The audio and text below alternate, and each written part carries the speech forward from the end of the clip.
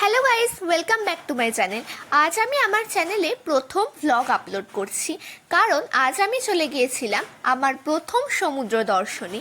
দিনটা ছিল 13ই সেপ্টেম্বর 2024। পৌঁছে গিয়েছিলাম শালিমারে আমার প্রথম সমুদ্র দর্শন পুরীর উদ্দেশ্যে। আমরা আমাদের বাড়ি থেকে গাড়ি নিয়ে শালিমার স্টেশনে গিয়েছিলাম।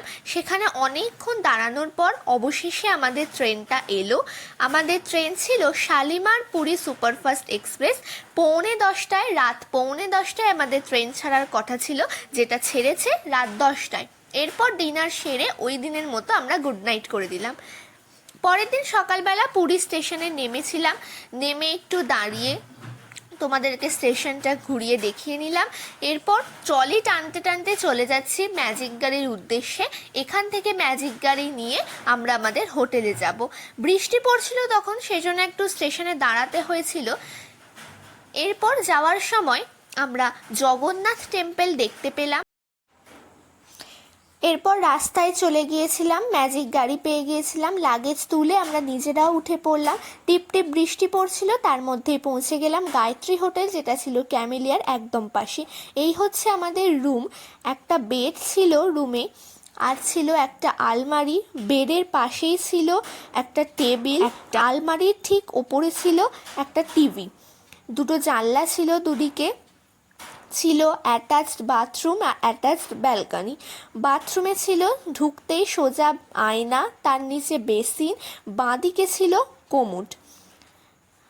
এর পাশেই ছিল ব্যালকনি। ব্যালকনি থেকে অপর একটা হোটেল দেখা যাচ্ছিল, আর আমাদের ব্যালকনি থেকেই ঠিক ডান দিকে ছিল সমুদ্র।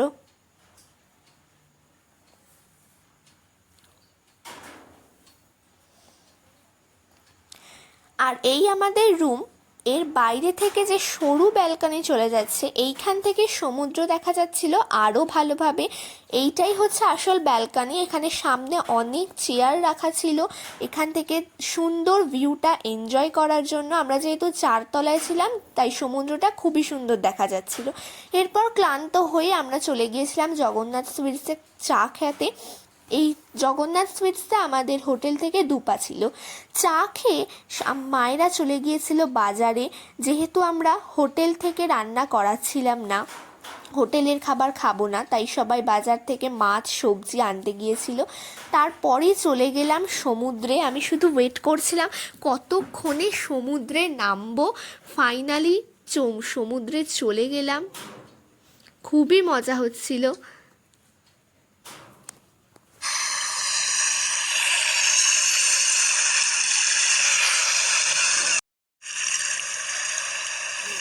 ছুটতে চলে গেলাম সমুদ্রে। অলরেডি পাড়ে দাঁড়িয়ে থাকতে থাকতেই ঢেউগুলো এসে পায়ে ধাক্কা মারছিল।